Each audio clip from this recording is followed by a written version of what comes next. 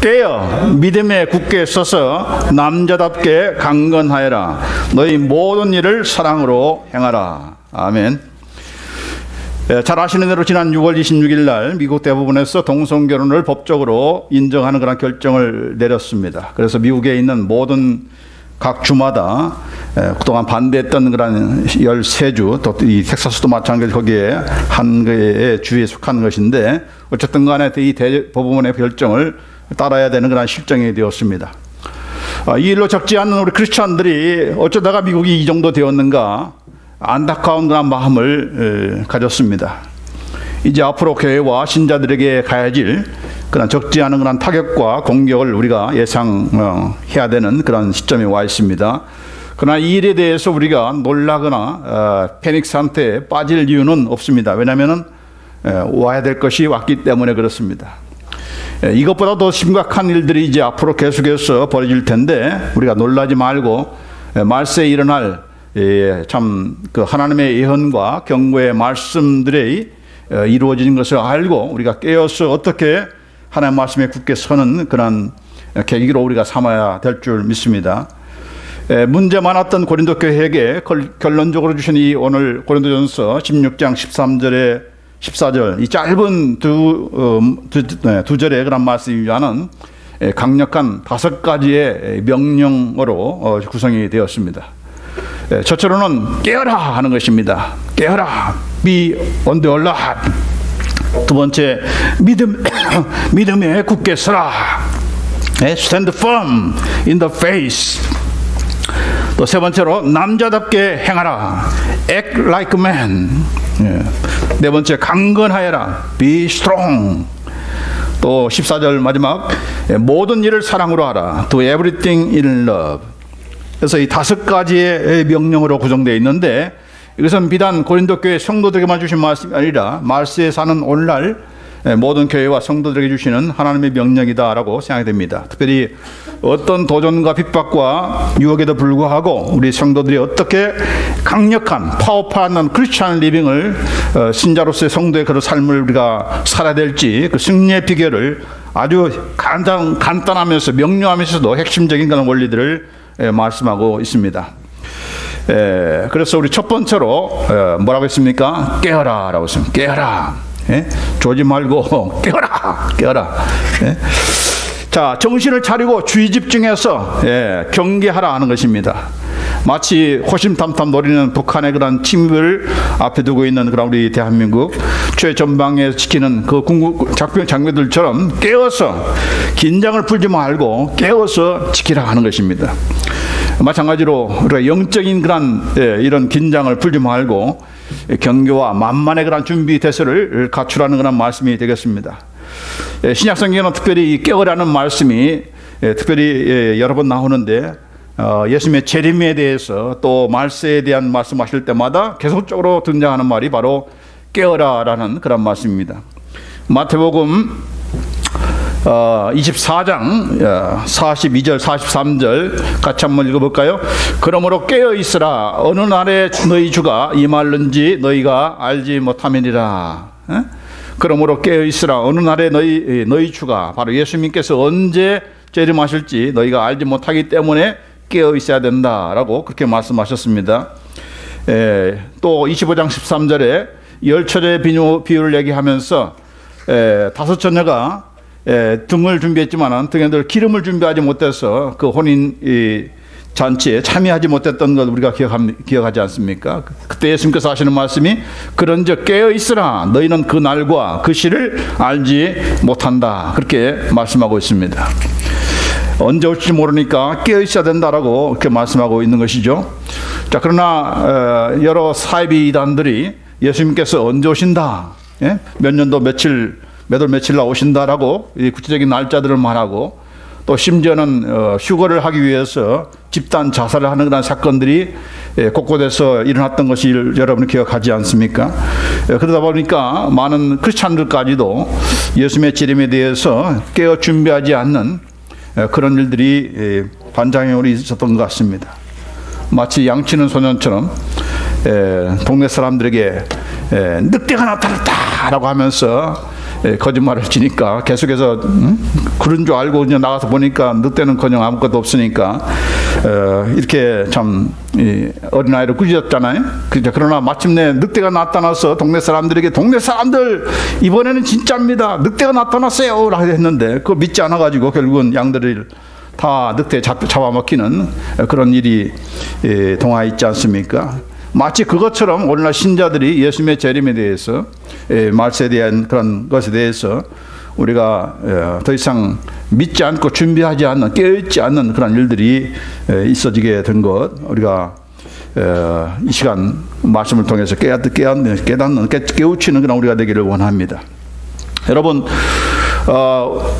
저나 여러분이 살아계시는 동안에 살아있을 동안에 예수님께서 재림하지 않을 것이다 라고 하는 그런 생각을 갖고 계시는지 모르겠지만은 그러나 그렇다고 해서 우리가 다음 없는 휴가를 누릴 이유는 없는 것입니다. 왜냐하면 예수님께서 내가 살아있을 때 재림하지 않는다 할지라도 나는 언제 죽을 줄 모르고 내가 죽으면은 바로 주님 앞에 서야 되는 그런 엄연한 사실 때문에 우리가 내 인생의 종말에 대한 것을 준비하는 그런 우리가 되어야 될 줄 믿습니다.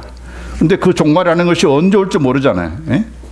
이전에 목사가 내일 죽을지 언제일지 모르는 거 아닙니까? 여러분도 마찬가지죠. 여러분이 젊었다고 해서 나이가 어리다고 해서 늦게 가는 것이 아니고 하나님께서 오라 하시면은 가야 되는 것이 바로 우리 개인의 종말 아닙니까? 자, 그렇기 때문에 언제 죽을지 모르는 우리의 삶에 대해서 항상 깨어 준비하는 오늘이 그 마지막이다 하는 그런 생각을 가지고 우리가 깨어 준비하는 그런 우리가 되야 될 줄 믿습니다. 아무리 수명이 예전보다 늘었다 한다 할지라도 우리가 마냥 20대 30대는 아니잖아요. 우리 연세 많으신 분들. 자, 그래서 모세도 말하기를 우리에게 날 계수함을 가르치사 지혜의 마음을 얻게 하소서라고 했습니다. 인생 사는 삶의 지혜는 무엇인가? 나는 이 땅에 영원히 사는 것이 아니고 언제든 이 땅을 떠날 수 있다. 그 날짜를 알 수가 없다. 그 날을 계수하는 것, 그 숫자를 알아맞히는 것. 그렇다고 해서 내가 언제 죽을 거라 하는 것을 그것을 맞추는 것이 지혜라는 것이 아니고 언젠가는 부름 받는다는 죽을 수밖에 없다는 그 사실을 기억하면서 살아가는 것이 바로 현명한 지혜로운 그런 삶을 살아가는 비결이라는 것이죠. 왜 우리가 깨어 있어야 되는가? 우리의 삶이 우리의 종말이 언제 올지 모르기 때문에 우리가 깨어 있어야 하지만 그것만이 아니라 또 한 가지 이유는 바로 우리가 마귀를 대적하기 위해서다라고 말씀하고 있습니다. 베드로전서 5장 8절 9절 말씀 같이 한번 읽어볼까요? 시작. 근신하라 깨어라 너희 대적 마귀가 우는 사자같이 두루 다니며 삼킬 자를 찾나니 너희는 믿음을 굳게 하여 저를 대적하라 라고 했습니다. 왜 깨어 있어야 되는가? 마귀가 우는 사자처럼 삼킬 자를 찾고 있기 때문이다라는 것입니다. 근데 이 말을 누구를 통해서 하는가? 누구의 입술을 통해서 지금 하고 있습니까? 베드로를 통해서. 베드로전서는 누가 썼어요? 베드로가. 근데 그 베드로가 지금 깨어라라고 하는 그런 말을 한 것입니다. 베드로에게서는 이 깨어라는 말을 결단코 잊을 수 없는 그런 말씀 가운데 하나입니다. 왜 그렇습니까? 예수님께서 겟세마네 동산에서 기도하실 때에 나머지 8명의 제자들을 두고서 따로 베드로와 요한과 야고보를 데리고 가셔서 그들에게 당부하신 말씀이 바로 그것입니다. 내 마음이 심히 고민하여 죽게 되었으니 너희는 여기 머물러 나와 함께 깨어 있으라. 지금 베드로, 야고보, 요한을 데리고 따로 가서 이제 그들을 놔두고 조그맣이 가서 기도하시기 전에 이들에게 말하기를 여기 머물러 있으라. 그러나 내가 나와 함께 깨어 있어다오 그렇게 예수님께서 당부하셨습니다. 자, 그러나 예수님께서 정말 땀방울이 핏방울이 될 정도로 그렇게 정말 그 간절한 그런 기도를 이제 십자가를 지어야 되는 그 앞을 앞에 두고 그 일 앞에 두고 이런 기도를 하고 와서 보니까 어떻게 됐습니까? 전부 다 졸고 있었습니다. 그래서 예수님께서 하시는 말씀이 너희가 나와 함께 1시 동안도 이렇게 깨어 있을 수 없더냐? 시험에 들지 않게 깨어 있어 기도하라. 마음에는 원인로되 육신이 약하도다. 우리가 많이 인용하는 말이죠. 앞에 말은 다 잊어먹고 마음에는 원이지만 육신이 약해서 내가 못하고 기도하지 않는 것에 대해서 합리화하는 그런 것들이 많죠. 근데 여기 보니까 예수님께서 깨어 있어 달라고 하는, 예. 뭐 기도하라는 말도 아니고 여기 보니까 앞에서는 깨어 있어라고 하면서 그 다음에는 이제 깨어 있어 기도하라는 그런 말을 하잖아요. 그 깨어 있어 기도하는 이유는 시험에 들지 않기 위해서다. 자, 그런데 그 깨어 있어서 기도할 그 시간이 여기 보니까 우리 말에는 1시 동안도라고 해서 이게 무슨 몇 시간 동안인지를 좀 확실하게 얘기하지 않는 것처럼 보이지만은, 그러나 이 영어 성경에 보면은 You men could not keep watch with me for 1 hour. 1시간이라고요. 단 1시간 나와 함께 깨어서 기도할 수가 없느냐, 그렇게 말씀한 거죠. 예? 뭐 2시간 기도해달라는 것도 아니고 3시간 기도하라는 것도 아니고 단 1시간, 이제 1시간 후에 나를 잡으러 올 것이니까 그동안만이라도 좀 깨어서 나와 함께 기도할 수 있어 달라고 그렇게 한 것입니다. 그러나 나와 함께라는 말과 더불어서 여기 보면은 네가 시험에 들지 않게 해서, 너희들이 시험에 들지 않기 위해서 1시간 동안 깨어 있어 기도해야 된다라고 그렇게 말씀하고 있는 것입니다. 자, 그러나 어떻게 됐습니까?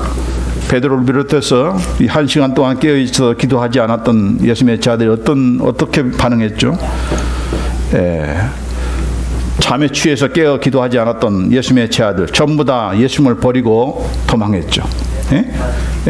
제자들이 예수님을 다 버리고 도망을 한 것입니다. 또 베드로는 어떻게 했습니까? 도망가지는 않았지만 대제사장 종인 말고의 귀를 칼로 내리쳐서 오른쪽 그란 귀를 베지 않았습니까? 결국은 이렇게 깨어 있어 기도하지 않으면은 이렇게 예수님을 버리고 도망치는 일이 있고, 또 심지어는 내가 내리친 칼 때문에 내 육신적인 감정 따라서 하는 가운데서 많은 사람들을 죽이는 그런 일을 할 수가 있다는 것입니다. 나 먼저 살아야지, 예수는 뭐 다음이고 나 먼저 살아야, 나 먼저 먹고 봐야지라고 하면서 도망치는 일들 왜 생기는 것입니까? 예수님과 함께 깨어서 기도하지 않기 때문에. 왜 우리의 그 날카로운 진노와 미움과 보복의 그런 입술로 우리의 삶으로 남들을 죽이는 일을 합니까? 결국은 예수님과 더불어서 깨어있지 않기 때문에 그런 일이 벌어진 거 아니겠습니까?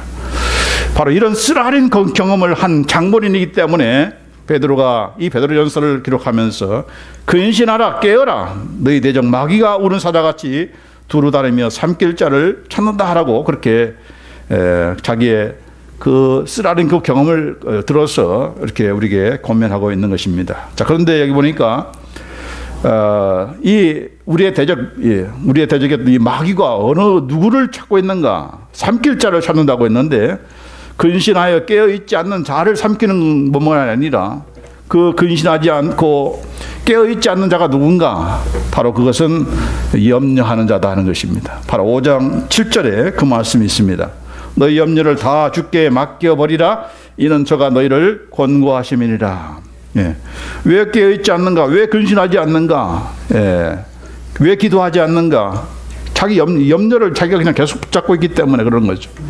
모든 염려를 다 주께 맡겨버리면서 기도하면서 하나님의 역사를 기다리는 것이 아니고 계속해서 염려 가운데 있다 보니까 그 염려를 통해서 결국은 이 염려라는 것이 놔두면 가만히 있는 것이 아니고 염려가 계속해서 침수봉대가 돼가지고 염려가 무서움을 낳고 두려움을 낳는 것입니다. 그러면 이 무서움과 두려움을 누가 꽉 무는가?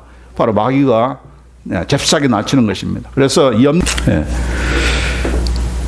자, 원수 마귀는 바로 우는 사자같이 두다니면서 삼킬 자를 찾는데, 그것은 바로 염려를 주님께 맡기지 못하는 그런 자들인 것입니다. 그렇기 때문에 우리가 염려라고 하는 것은 맡겨 버려야 된다. 캐스트라는 것은 완전히 내게서 떨어져 나가는 것을 얘기하는 것이죠. 그래서 우리 말이 잘 번역된 건 맡겨 버리라. 버리라가 중요한 거예요. 안 버리면 그건 염려를 가지고 있는 것입니다. 기도하면서 맡기는 거죠. 누구한테? 하나님께. 그래서 염려거리가 생기면은, 이런 문제거리가 생기면은 자꾸 기도하면서 하나님께 맡기는 겁니다. 하나님 맡깁니다 하면서 기도하고 끝내고, 이제 하나님께서 역사하실 때입니다. 하나님께서 일하실 때입니다. 나는 그것을 맞이하겠습니다. 그렇게 우리가 기도하는 그런 우리가 될지 믿습니다. 그러기 전까지는, 너희가 염려를 맡기기 전까지는 하나님께서 우리를 케어할 수 없다, 그렇게 말씀입니다. 이게 casting all your anxiety upon him because he cares for you.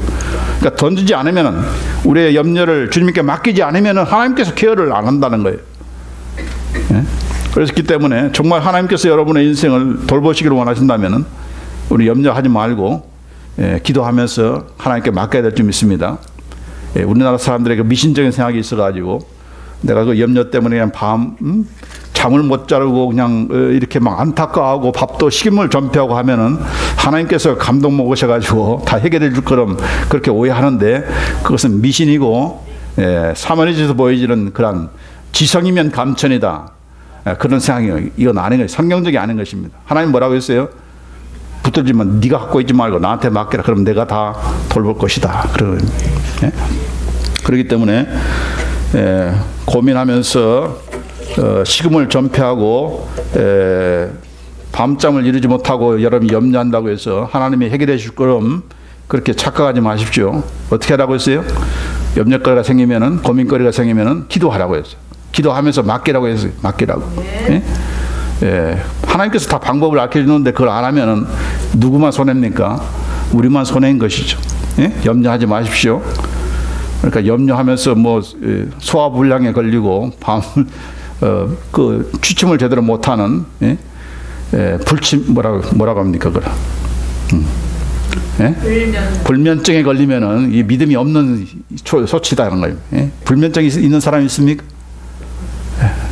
옛날에 저 그랬어요. 근데 이 말씀 보니까 그게 아니다. 그래서 내가 왜 걱정하느냐? 왜 내가 교회에서 개척해가지고 왜 걱정하느냐? 다 맡겼더니 그때부터는 위장병도 다 치료가 되고 그랬어요. 그러니까 여러분이 자꾸 내가 염려하는 거 막 하나 앞에 그냥 표시를 내가지고 하나님 어떻게 좀 감동 먹으셔서 해결해 줄 거를 바라는 그런 미신적인 그런 생각을 우리가 오늘 이후로는 다 버리시고, 염려거리만 생기면은 기도하시고, 기도했으면은 맡겨서 던졌으면은 내 손에서 이미 떠난 것이다. 이제 하나님 차례다. 하나님이 일하실 차례다. 그렇게 생각하시고 하나님께서 어떻게 일하실까 보는 것입니다. 그렇죠? 우리 청년들은 내 배우자가 누굴까? 염려하지 말고 기도하세요. 기도하면은 기도하고 나서 그냥 끝나는 것이 아니고 이제 부전히 찾아야 되는 거예요. 왜요? 하나님께서 기도하셨으니까 만남을 통해서 주시는 것이니까. 기도했다고 해서 이제 아무것도 안 하고 일도 안 하고 사람도 안 만나고 그냥 방 안에서 그냥 들어 눕고 그냥 가만히 있으면 하나님께서 염려할 것을 다 해해 줍니까? 그건 잘못된 믿음이죠. 잘못된 맡김인 것이죠. 맡겼다는 것은 이제 하나님께서 나를 위해서 새롭게 일을 시작한다는 그런 확신과 믿음이니까 이제 그동안에 안 풀어진 것들이 이제 풀어질 것이다 하는 믿음을 가지고 이제 나가서 부닥치면서 직장도 구하고 사람도 만나고 전도도 하고 이렇게 하는 것입니다. 아멘. 자, 두 번째로 믿음에 굳게 서라라고 했습니다. Stand firm in the faith. 무슨 믿음을 가리키는 것인가? 그냥 믿음인가? 믿습니다가 아니고 항상 어떤 믿음입니까? 바로 하나님을 믿는 믿음인 것이고, 믿음의 주에 온전케 하신 바로 예수님을 바라보는 것, 그것이 바로 믿음에 굳게 서는 것이지 그냥 긍정적인 사고방식, 무슨 적극적인 사고방식, 이런 마음 수련회 이런 것들이 아닌 것입니다. 그래서 고린도전서 15장에 보면은 지금 16 마지막 절이니까 그 앞에서 이미 예수님의 복음 위에 굳게 서라 그런 말씀을 하지 않아요? 그 복음을 굳게 붙잡는 것이 바로 다른 거짓 복음들 이런 것에 우리가 달콤한 그런 입 바른 그런 달콤한 그런 듣기 좋은 그런 잘못된 그런 복음에 미혹당하지 않는 그런 우리가 될 수가 있는 것이죠. 자, 그래서 여기 베드로전서 5장 9절 말씀에 너희는 믿음을 굳게 하여 저를 대적하라라고 했습니다. 믿음을 굳게 해야 마귀를 대적할 수 있다는 것입니다. 마귀를 대적하기 위해서는 굳게 선 그런 믿음이 있어야 된다는 거죠. 그냥 대충 그냥 믿어가서는 안 된다는 거예요. 어떤 믿음인가? 무슨 믿음인가? 자, 첫째로는 예수님께서 마귀와의 싸움에서 이기셨다는 것을 믿는 믿음입니다. 이미 마귀와의 싸움에서 승리를 거두신 예수님이라는 것을 믿는 것, 그것이 바로 마귀를 대적할 수 있는 굳게 선근한 믿음인 것입니다. 히브리서 여기 2장 14절 15절 말씀에 자녀들은 혈육에 함께 속하였음에 그도 또한 한 모양으로 혈육에 함께 속하시면, 다시 말해서 예수님께서 우리와 똑같은 인간의 몸을 입고 이 땅에 오신 것은 사막으로 말미암아, 죽음으로 말미암아 사막의 세력을 잡는 자, 곧 마귀를 없이 하시며 또 죽기를 무서워함으로 일생에 매어 종로로 타는 모든 자를 놓아주려 하십니다. 마귀의 권세라고 하는 것은 가장 그가 하는 주된 그 일이 뭔가, 메인 잡이 뭐예요? 죽이는 것입니다. 마귀는 도적질하고 빼앗고 죽이는 것이며 멸망시키는 것입니다. 마귀가 살리는 일은 절대로 하지 않는 것입니다. 죽이는 일을 하는 거예요. 그런데 그 죽이는 그 사망으로 세력을 잡는 자, 바로 마귀의 그 최고의 권세는 바로 죽이는 것인데, 그것을 없애기 위해서 또 그것 죽음 때문에 무서워하는 그런 사람들을 놓아주기 위해서 예수님께서 오셨다 하는 것입니다. 여기 마귀를 없이 한다는 것은 말 그대로 그냥 없어지게 한다는 그런 뜻이 아니고, 영어석에 보면은 뭐라고 있습니까? He might render powerless him. 완전히 무력화시킨다는 겁니다. 무력화. 있으나 마나한 존재로 하기 위해서 예수님께서 이 땅에 오신 거다라는 겁니다. 그렇죠. 마귀가 없어지는 것은 아니에요. 영원토록 형벌 받는 그런 자니까 없어지는 것은 아니죠. 그래서 없어지는 것이 아니고 완전히 무력화시키는, 무기가 있으나 핵무장으로 되어 있지만 전혀 효과가 되지 못하는 무력한 자는 자로 파워리스하게 만드는 것, 그것이 바로 예수님께서 이 땅에 오신 것이다 하는 겁니다. 뿐만 아니라 항상 죽음 때문에 무서워해서, 죽음을 무서워해가지고 예수님도 팔고, 죽음을 무서워해가지고 신앙 파는 그런 일들 많습니까? 그런 자들이 되지 않게 하기 위해서 예수님께서 이 땅에 오셨다 하는 것입니다. 자, 그래서 이미 사탄과 싸워서 승리하신 예수님이다 하는 겁니다. 승리하기 위해서가 아니고 이미 승리하신, 언제 승리하셨습니까? 부활하심으로.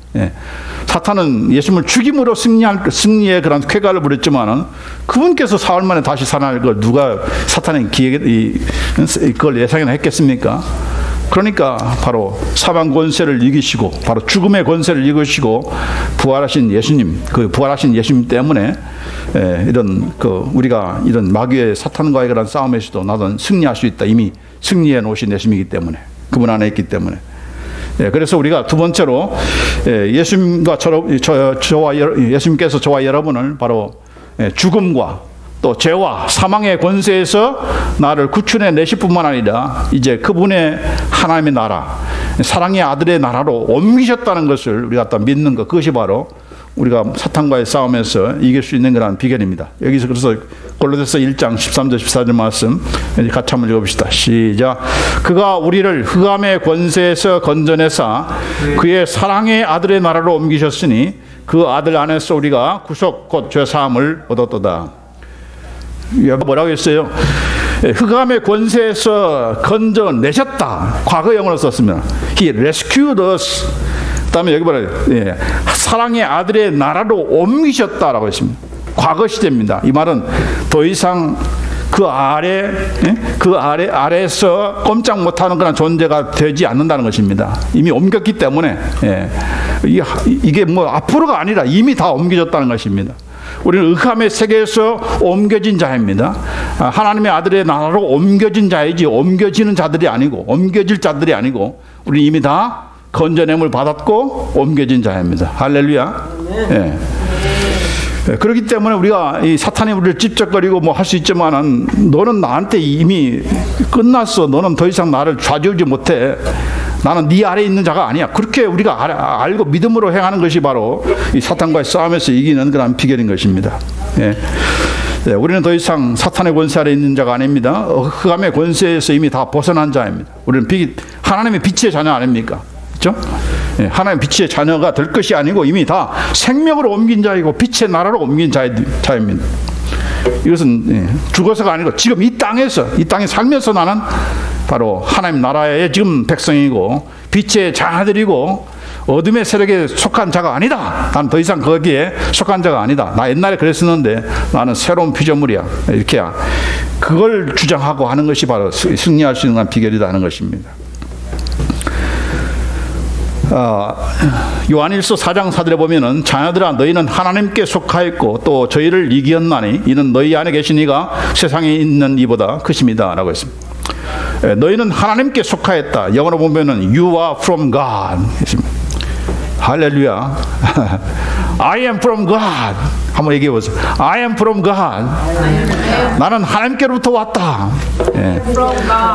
나는 하나님께 속한 자이다. 하나님께로부터 난다. 이 요한복음 1장에 보면은 그만 누군지 영접하는 자, 그 이름을 믿는 자에게는 하나님 나라에 하나님의 자녀가 되는 권세를 주었으니 하면서 이것은 하나님께로 난 것이다라는 말이죠. 하나님께로 났다는 것. 우리가 거듭났다는 것은 하나님께로부터 다시 태어났다는 그런 뜻입니다. 왜요? 그런 태어난 자녀이기 때문에 하나님을 사랑할 수도 있고 믿을 수가 있고 섬길 수가 있는 것이죠. 또 하나님의 영이 우리 가운데 함께 하시고 그런 면에서 우리는 하나님께로부터 난 자입니다. I am from God. 내가 하나님이라는 뜻이 아니에요. 이거 잘못 오해하면 안 되는 거죠. 자, 그만큼 우리의 신분이 얼마나 영광스러운 신분이라는 것을 알 수가 있는 것입니다. 그렇기 때문에 하나님께 속하였기 때문에 여기 보니까 저희를 이기었나니 뭐라 했습니까? Have overcome them 이라고 했습니다. 현재 완력입니다. 계속적으로 나는 이긴다는 뜻입니다. 옛날에 이긴 것이 아니고 옛날에 이긴 것으로 끝나는 것이 아니라 계속적으로 나는 이기는 자이다. 그러니까 우리는 전부 다 이기는 자로 부름받은 거예요. 사탄과의 싸움에서, 영적인 싸움에서 우리는 이기는 자로 부름받았어요. 어떻게 이기는 것인가? 바로 그분 안에만 있으면 되는 겁니다. 영적인 싸움이라고 하는 것은 무슨 나와 개인적으로 마귀와 싸우는 싸움이 아니고 내가 싸울 싸움은 영적인 싸움, 바로 나를 붙들고 계시는 예수님과 마귀와의 싸움이다. 그 전쟁의 그 성격을 알아야 우리가 이길 수가 있는 것입니다. 지금 우리가 지금 영적으로 뭐 당장 패배한 것 같고 또 신자들이 불신자들의 불신세력에 의해서 지금 뭐 진 것처럼 보일지 모르지만은 그러나 최종 싸움은 미국 대법원에서 결정되는 것이 아니고 우리의 영적인 최종 싸움은 어디서 결정되는입니까? 하나님의 심판대 앞에서 결정이 나는 것이죠. 그렇죠? 하나님의 백보자 앞에서 우리의 행한 대로 다 심판을 받을 것입니다. 그래서 우리가 동성결혼이 지금 통과되었다고 패배감에 낙담할 이유가 없습니다.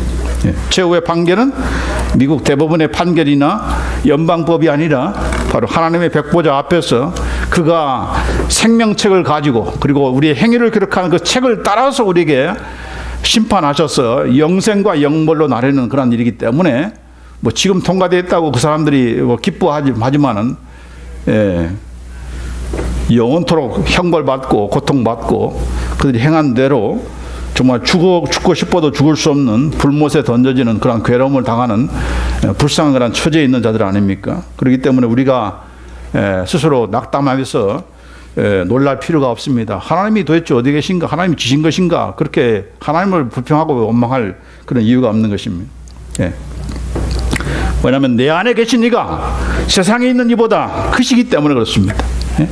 저와 여러분 안에 계신 하나님께서 미국 대법원의 그런 판결보다도 더 위대하신 분이시고 미국을 비롯해서 다른 여러들도 함께 거기에 같이 덩달아서 좋아하지만은 그들보다 위대하신 분이, 그들의 배후에 있는 그런 사탄보다 더 위대하신 분이 하나님이라는 것을 사실 우리가 믿고서 여기에 우리가 낙담할 이유가 전혀 없다 하는 것입니다. 자, 그 다음에 세 번째로 우리가 가져야 될 그런 믿음이 무엇인가? 바로 우리로 하여금 당신만 승리하신 것이 아니고 이제는 그분의 이름으로 마귀를 대적하고 귀신을 쫓아낼 수 있는 권세와 그런 그 오토리티를 우리에게 다 주셨기 때문에 이제 그것을 가지고 우리가 사용하는 그런 믿음을 우리가 가져야 된다는 것입니다.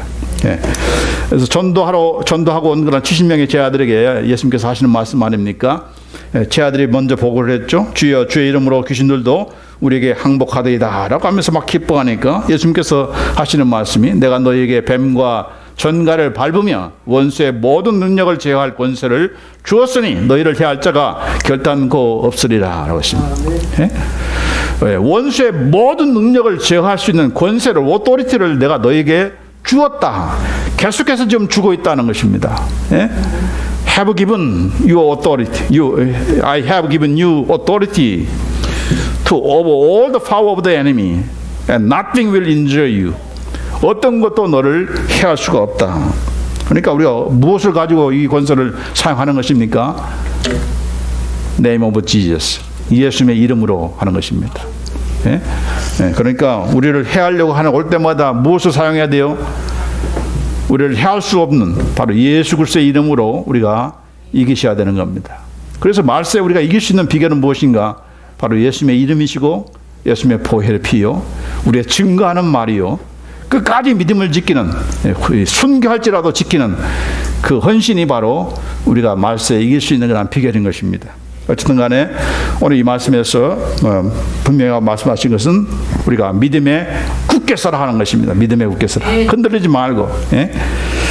하나님은 죽지 않으시고 여전히 그분은 신실하시면서 우리가 믿음에 굳게 서기를 원하시는 것입니다. 세 번째로는 남자답게 행하라라고 했습니다.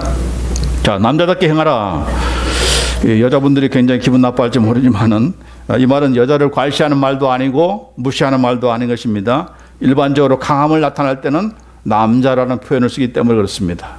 물론 여자들 가운데서도 힘센 그런 여러분이 있죠. 남자보다도. 예? 예. 우리 예. 예. 개인적인 이름은 빼고 어쨌든 간에. 예. 예. 자, 남자답게 행하라. 이 말은 남자니까 남자답게 구르라는 것이지 여자 보고 남자가 되라고 한다든지 남자답게 하라고 하는 것이 아니고 남자니까 남자답게 행하라 그런 뜻입니다. 성경에서 말하는 것이 바로 그거죠. 빛의 자녀이니까 빛의 자녀답게 행하라고 그렇게 말씀하고 있지 어둠의 자녀들한테 빛의 자녀처럼 행하라 그런 말을 한 적이 없습니다.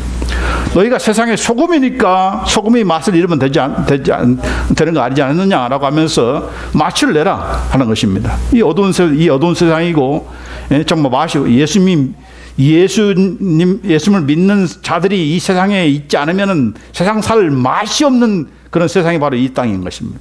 그러니까 예수 믿는 사람 보면 밥맛 없어 그렇게 생각할지 모르지만 우리가 있어야 밥맛이 있는 것입니다. 세상 사람들이. 아멘. 우리가 맛을 못 내니까 빛을 자꾸 가리고 그냥 숨기니까 예? 목사님들이 빛의 역할을 안 하고 그냥 자꾸 숨기니까 어둠을 자꾸 드러내니까 이 세상이 그렇게 지금 나가는 것이지 빛이 되어서 빛만 바라면은 예, 어둠은 물러나게 되는 거 아니겠습니까? 아멘. 예. 그러니까 왜 이런 일이 벌어졌는가? 교회들이 벌써 앞에 나서서 그걸 인정하는데 세상은 그냥 자연스럽게 따라오는 거죠. 교회가 잘못한 거죠. 교회가. 예? 교회가 인정해보니까 예? 동성애자를 막 목사로 세우고 이렇게 하다 보니까 뭐 세상은 뭐 누워 떡 먹기죠. 그냥 통과되는 것입니다. 예. 그러니까 교회에 대한 심판인 것이죠. 이것은 교회에 대한 심판이죠. 깨어나라고 하는 그런 심판의 그런 종손인 줄 제가 믿습니다. 여기서 남자는 성별적인 남자를 이루는 것이 아니라 어린 아이와 대조적인 표현에서 남자답게 행하라고 하는 것입니다. 왜냐하면 고린도전서에는 수없이 이 남자답게 행하는 말과 반대되는 말이 바로 어린아이처럼 하는 것, 그것을 많이 말씀하고 있기 때문에 그렇습니다. 고린도전서 13장 11절 말씀에 내가 어렸을 때는 말하는 것이 어린아이 같고 깨닫는 것이 어린아이 같고 생각하는 것이 어린아이 같다가 장성한 사람이 되어서는 어린아이의 일을 버렸노라 라고 했습니다. 어렸을 때는 말하는 것도 뭐 생각하는 것도 깨닫는 것도 다 어린아이처럼 생각하고 말하고 하지 않습니까? 그러나 이제 장성한 사람이 되어서 이제 어린아이의 모든 childish한 것들을 다 버렸다라고 그렇게 말씀하고 있는데 우리말 성경에는 여기 장성한 사람이라고 번역을 했는데 원래 뜻은 Amen입니다. 남자를 얘기하는 것입니다. 예. When I become a man, I did away with the childish things 이렇게 되어 있습니다. 자, 그래서 이 남자답게 행하라는 것은 더 이상 어린아이처럼 굴지 말라는 것입니다. 어린아이 같은 그런 상태에서 예수 믿어도 그냥 수십 년 믿어도 그냥 childish한 그런 애처럼 그렇게 행동하는 그런 신자들, 그걸 지금 얘기하는 것이죠. 뭐가 어린아이 같은 것입니까? 나밖에 모르는 것. 내 건 내 거, 네 거도 내 거. 이게 바로 childish한 그런 모습인 것이죠. 나만 복 받으면 돼. 내 교회만 잘 되면 돼. 이게 다 childish한 것이죠. 그렇죠? 또 내 감정을 막 상하게 하고 조금만 어려움 주면은 그냥 돌아서고 교회 떠나고 바이바이 하면 그런 것들. 이 전부 다 childish한 것 아니겠습니까? 어떤 고통도 어떤 어려움도 그냥 교회가 힘들어지면 그냥 도망치기 바쁜 이것이 전부 다 차일드시한 것이죠. 과연 우리의 믿음이 자라고 있습니까? 성장하고 있습니까? 어린아이 수준에 머물러 있는 그런 우리가 되어서는 안 돼. 그래가지고서는 사탄의 그런 밥이 될 수밖에 없는 것이고, 여러 가지 이런 그 위협이 올 때마다 그냥 믿음 저버리는 그런 일들을 하게 되는 것입니다. 그래서 우리가 다 하나님의 아들을 믿는 것과 아는 일에 하나가 되어서 온전한 사람을 이루어 그리스도의 장성한 분량이 충만한 데까지 이르러야 된다라고 그렇게 말씀하고 있습니다. 우리가 모두가 다입니다. 목사님만이 아니고 모든 성도들이, 예수 믿는 모든 사람들이 다 같이 머추한 그런 사람, 온전한 사람이라는 것은 성숙한 그런 신자들이 되어야 된다는 거죠. 그렇죠. 그래서 작년 믿을 때보다도 올해가 더 성숙해지고 더 성장된 그런 모습으로 나아가는 우리가 되어야 될 줄 믿습니다. 우리 누변교회 성도들은 그런 우리가 되기를 간절히 원합니다.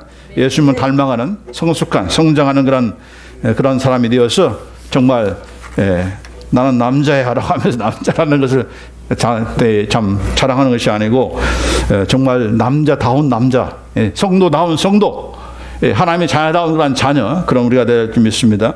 자, 네 번째로 강건하여라, be strong 겠습니다. 이 말은 내 스스로 강건하는 것이 아니고 강건해져라는 뜻입니다. 수동태입니다. 강건해져라. 어떻게 그것이 가능한가? 내 스스로는 강해질 수 없다. 내 힘으로서는, 내 방법으로서는 강해질 수 없다. 그런 뜻입니다. 무엇에 의해서 강해질 수 있는 것인가?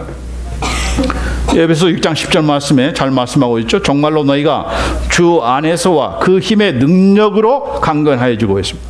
어떻게 스트롱해질 수 있는가? 예수님 안에서 그분의 능력으로 강건해지는 것이다. 네 스스로가 강해져서 강해지는 것이 아니고 주님 안에 있을 때 강해지는 것이고 그분의 능력으로 강해질 수 있다라고 그렇게 말씀하고 있는 것입니다. 그렇기 때문에 마치 예수님의 능력이 그 무한한 능력을 예수님께서 떼어주셔서 애다 네가 좀 가져라, 네가 좀 내 대신에 좀 행사하라, 그렇게 예수님께서 이양해주고 떼어주시면서 우리가 그 능력을 가지고 능력을 행사하는 것이 아니다는 것입니다. 그렇게 능력을 행사했다가는 그 사람들 전부 다 불법을 행한 자로 예수님께서 도무지 알지 못한다고 배쳤다가는 그런 일들을 미리 말씀해 주셨죠. 마태복음에. 그렇죠? 예수님 이름 가지고 예수님의 능력을 행사했던 그런 자 아닙니까? 귀신도 쫓아내고 한번 설교하면 수많은 사람들이 모이고 은혜 받았다 하고 그런 일들을 한다는 겁니다. 그 전부 다 불법이다 하는 것입니다. 불법이 뭡니까? 법을 어겼다는 거죠. 나는 그렇게 떼어주는 자가 아니다는 것입니다. 우리가 하나님의 능력을 그렇게 잘못 오해할 때가 많습니다. 그래서 그 능력이 없어지면은 막 이제는 자기 힘으로 하려고 하잖아요. 그래서 막 한번 밀어버리고 장풍으로 날려버리고 이런 일도 하는 거 아닙니까? 가짜로 그냥 또 고쳤다고 이렇게 꾸미기도 하고, 이게 뭡니까? 자기 능력으로 하려고 하니까, 그러니까 하나님께서 떼어주신 능력으로 그동안 했다라고 생각하니까 그 능력이 없어지자 그 순간부터 이제 거짓말로 하는 거 아니겠습니까? 근데 하나님은 그렇게 역사한 적이 없다는, 그렇게 능력을 떼어주시는 분이 아니라는 겁니다. 그분 자신이 능력자가 되어주셔서 그분이 일하도록 하시는 일을 하시는 것이지 우리가 스스로 강건해질 수 없다는 겁니다. 아멘. 사도 바울이 기도할 때 12장 9절로 10절 말씀, 내게 이르시기를 내 은혜가 네게 족하도다. 이는 내 능력이 약한 데서 온전해짐이라 하신지라. 이러므로 도리어 크게 기뻐함으로 나의 여러 약한 것에 대하여 자랑하리니 이는 그리스도의 능력으로 내게 머물게 하려 함이라. 그러므로 내가 그리스도를 위하여 약한 것들과 능력과 궁핍과 핍박과 곤란을 기뻐하노니 이는 내가 약할 그때에 곧 강함이라.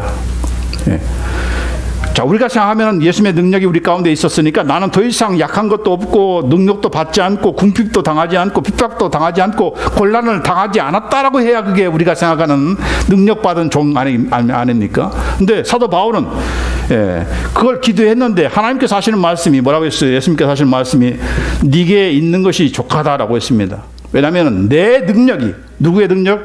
예수님의 능력이, 하나님의 능력이 네가 약한 데서 온전해지기 때문이다 하는 것입니다. 그리스도의 능력이 내게 머물시기 때문에, 사도 바울에게 머물시기 때문에 그것이 더 너를 위해서도 좋은 거 아니냐. 그래서 내가 약한 것에 자랑한다고 했습니다. 무엇 때문에 이런 말을 한 것이죠?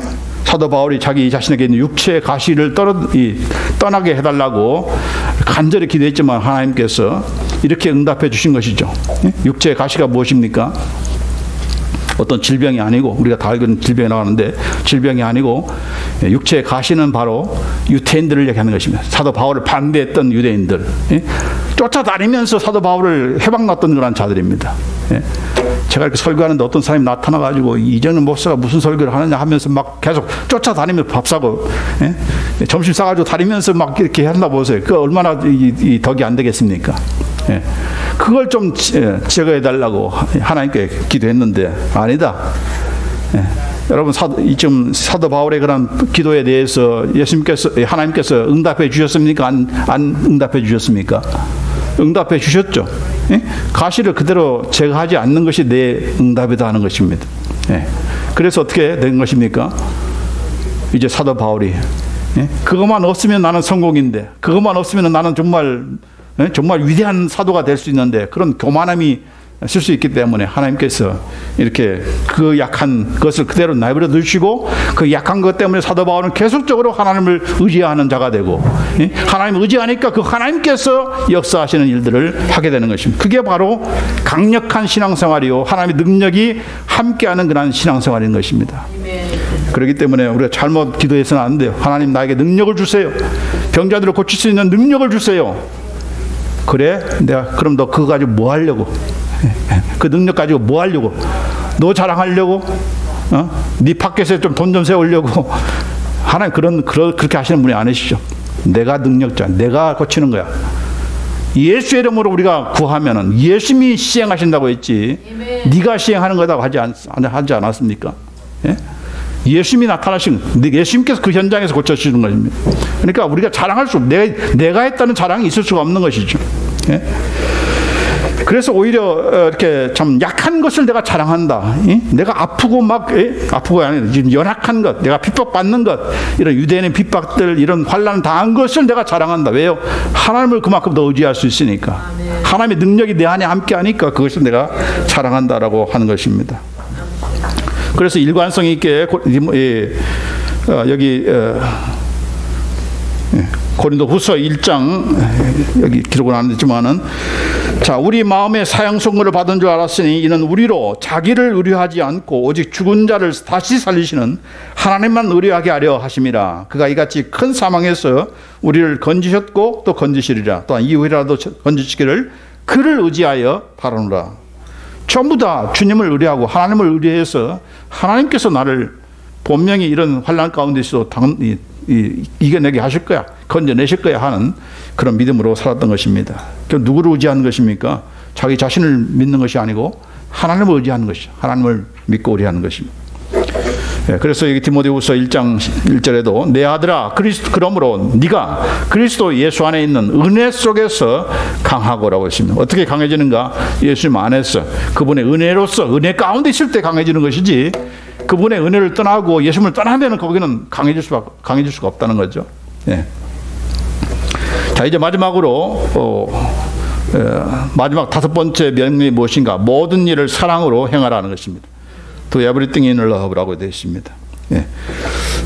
이미 고린도전서 13장에 사랑의 장이라고 불리면서 정말 믿음, 소망, 사랑 이 세 가지는 항상 있을 것인데 그 중에 제일은 사랑이다라고 그렇게 말씀하지 않았습니까? 이 사랑이 없이 행하기 때문에 고린도 교회 안에 서로 다툼이 생기고 분파가 생기고 심지어는 악한 음행이 그 안에 있게 되고 재판을 믿지 않는 사람들 앞에 가서 재판해야 되는 이런 부끄러운 일을 당한 것, 무엇 때문에 그런 것인가? 바로 사랑으로 하지 않았기 때문에 그렇다고 말씀하신 것입니다. 그래서 우리가 사랑으로 정말 해야 되는 거죠. 이 말씀에 정말 우리가 가장 중요한 것은 믿는 자들이 서로 사랑으로 하는 것, 사랑으로 하나님을 예배하고, 사랑으로 찬양하고, 사랑으로 우리가 서로 섬기고 도와주고 전도하고 그래야 되는 것이죠. 믿는 자들이 또한 서로 피차 사랑하는 그런 우리가 되어야 될 줄 믿습니다. 그래서 사실상 이런 참 주님께 주신 그런 가장 큰 계명, 바로 새 계명이 무엇인가? 서로 사랑하라. 누구끼리 서로 사랑하는 것입니까? 믿는 너희들이 먼저 사랑하는 거죠. 새 계명을 너에게 주노니 서로 사랑하라. 내가 너희를 사랑한 것 같이 너희도 서로 사랑하라. 너희가 서로 사랑하면 이로써 모든 사람이 너희가 내 제자인 줄 알리라. 그렇게 말씀하고 있습니다. 그래서 먼저 우리 믿는 성도들이 피차 서로 사랑하는 그런 우리가 되될 줄 믿습니다. 그러나 믿는다고 하면서 맨날 싸우고 믿지 않는 사람들이 정말 흠모하고 나도 저들처럼 사랑하기 위해서는 내가 예수 믿어야 되겠다고 하는 그런 생각을 불러일으키는 우리가 되지 않고 오히려 예수 믿는 자가 더하네 라고 할 정도로 하나님을 예수를 믿으라고 하는 그런 목사님들이 더 앞에 나서 가지고 저희를 하네 이런 비난을 받고 있으니까 이게 될 일이겠습니까? 자, 어떻게 우리가 그들을 사랑할 수 있는가? 우리 믿는 자들만이 아니라 동성애자를 비롯해서 예수님을 믿지 않고 하나님의 말씀을 거역하고 반대하고 이렇게 참 무시하고 대적하는 그 불신자들을 우리가 어떻게 사랑할 수 있겠습니까? 우리 힘으로 할 수 있습니까? 할 수 있는 비결은 오직 예수 그리스도의 복음밖에 없죠. 복음이 들어가야 그가 정말 진정으로 사랑할 수 있는 사람이 될 수가 있는 것이고 자기가 한 일이 죄라는 것을 알게 되고 돌이키는 그런 회개가 있게 되는 것이죠. 그래서 예수님의 복음이 그래서 필요한 것이고 예수님의 복음을 우리가 전하는 일이 필요한 것이죠. 뿐만 아니라 5가지의 그런 명령 우리 한번 보십시다. 깨어라. 믿음에 굳게 서라. 남자답게 행하라. 강건하여라. 모든 일을 사랑으로 행하라. 이것이 바로 파워풀한 그런 크리스천의 삶을 살아갈 수 있는 비결인 것입니다. 다 같이 한번 기도하십시다.